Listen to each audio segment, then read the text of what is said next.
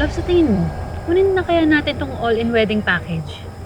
Kasi bawas stress din eh. Sabi nila dito, sila nang bahala sa host, sa venue, sa decorations.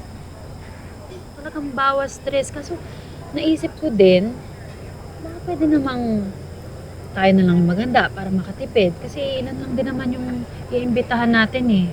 Ano sa tingin mo?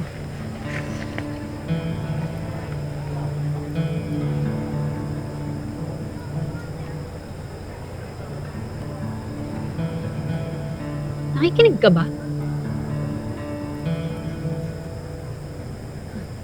Ba't ganyan ka makatingin?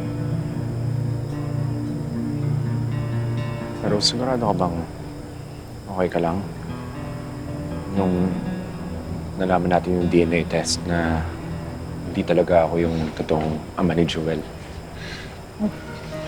Bakit naman ako hindi magiging okay? Eh di ba sabi ko naman sa'yo, duda na talaga ako dun sa sinabi ni Amira. O ayan, napatunayan ng DNA test na hindi niyo anak si Jewel.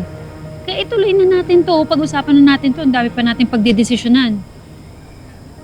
Unless ayaw mong pag-usapan, kasi parang ako lang naman yung excited sa kasal na to eh. Hindi naman ganun. Pero Pero ano? Si Amira na naman yung nandiyan sa utak mo.